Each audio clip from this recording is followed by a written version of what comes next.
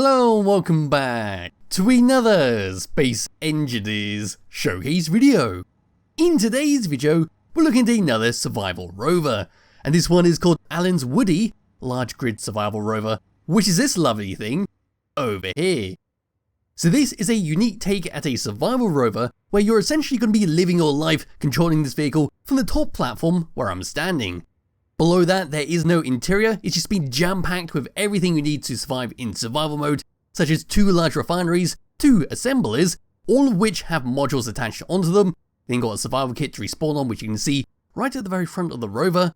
You've got solar panels for some power, you've got O2 H2 generators and hydrogen engines for some additional power, and then if you get further enough, you've got reactors for some auxiliary power. Pressing F10 and finding it in the spawn menu, which is type in Woody right there. There it is. Wait for it to load. And there we go. It's 181 large blocks using the Wasteland, Warfare 2 and Decorative Block number 2 DLC packs. You can also see the creator made this live on stream and the Twitch channel is right over here. So yes, we've got a little bit of information about it right here. We can see it's very good at jumping and it's got some great speed to it. And from testing this out on planet Pertam, it handles very well when running around at maximum speed. But for the moment, we'll give this a thumbs up. I'll move all the way around to the very front, which I believe is over on this side. There we go. We'll have a quick look around the outside, and I'll show you what it can do. Then we'll drive around for a bit and put it into some dangerous situations, which I did to this poor rover over here. I'm not actually sure what happened to this, but I think Lord Plan got extremely angry when I spawned this in. But now it apparently looks like that. Anyway, all the way over to here at the very front, I'll put my light on for the moment because the sun's around the back. This is what we get. So front and center, we can see 4 spotlights to light up the darkness, and just below that, we've got 2 heat vents. Surrounding all of that, we've got some lovely dark brown and light brown wooden blocks to make up the main body of the ship and give it that great look. We can also see our wheel suspensions coming out the side there for our lovely Wasteland wheels. And then if the camera wasn't so sensitive, we'll start to move around the side. And I have a stinking suspicion that the weather is starting to change on this planet.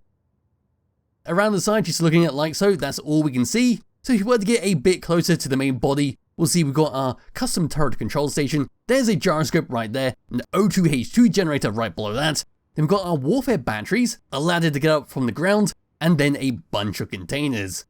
If we were to move all the way along like so, we've got our hydrogen tank. Then continuing along, we've got some more cargo containers. That'll eventually come all the way across over to here. We've got ourselves our little reactor, which is not really needed for this.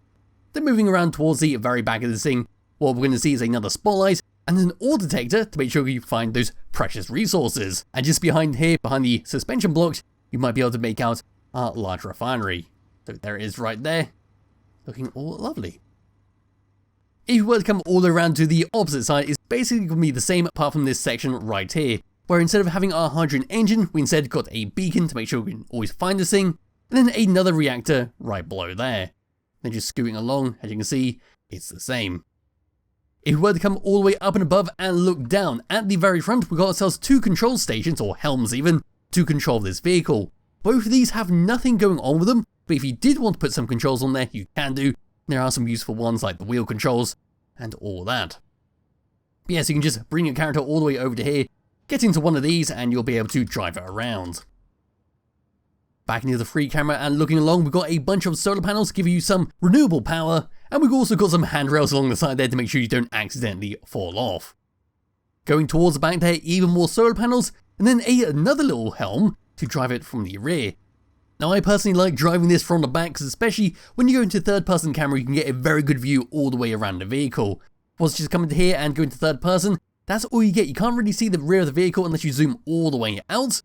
But if you were to come all the way to the back of this, was to paste them all the way over there we go. We now come like this. We can get a better look at what's going on behind those suspensions. We don't have to zoom all the way out. But that's just my personal preference.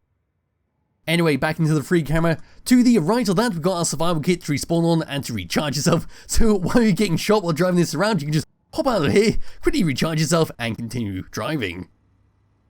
And one final thing, of course, is to come all the way down and underneath. We're not going to be able to see too much, but we'll have a bunch of wooden armoured plates just coming along the bottom there. Make sure you are nice and protected. There's a ladder on the opposite side. And then towards the front there we go.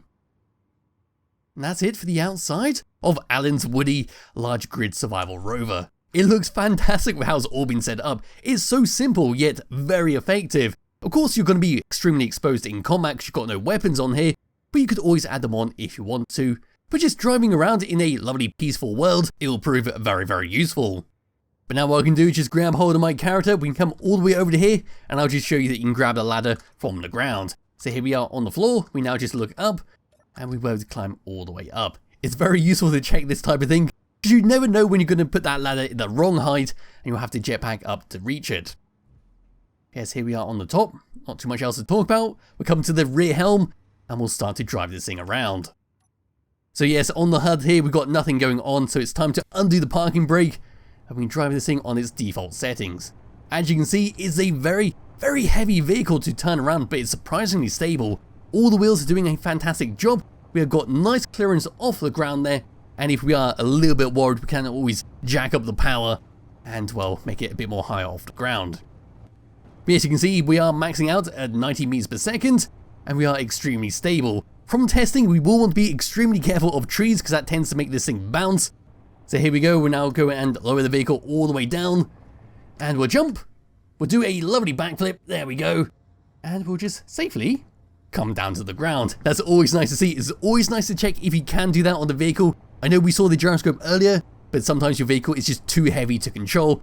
That is very nice to see. That means you won't be able to damage this thing if you were just to jump it over a cliff edge. And as for hills, we can see it's doing a very good job at going up and down them. So what we can do now is just come into here, we can find our wheels, so we just want to make sure we can see everything. There we go. Now it's time to put the height to the maximum. We're going to increase the strength. That should give us some nice height off the ground. There we go, that's even better now. And we can start to charge all the way along. Although it's a bit of a shame, we do seem to have moved away from the flat surface, but this gives you a good idea of what this thing is capable of. There we go, a little bit of a bounce. And we'll continue to charge along. And here we go, another little test for this rover. We're going to find a lip and we're going to do a jump. We're not going to hold down X. We're just going to go over it naturally. And then I'm going to rotate the vehicle so we land quite dodgily on the wheels. We're going to come like this. And this is how we're going to land. How does it handle? Very well, it just pings us into the air. It doesn't seem like we're going to damage anything. And we'll just land all nicely. So while we're charging along over to maximum speed, there's not too much else to talk about with this rover. It's very well done. It's got everything you need to survive in survival mode, and it seems to be very much crash proof and should last you a nice long time. Unless of course there's enemy drones nearby, then you probably will want to have a gun on here to defend yourself. Yes, to end this video, what we can do now is just lower the suspension height all the way down, and we'll just ping it like so, and we'll just land on the top. There we go, that should be a nice way to end this. Should deal a little bit of damage, and there we go, that'll do quite nicely.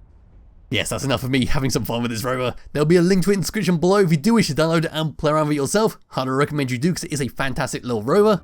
And I'll be back with another video some point soon. Bye bye.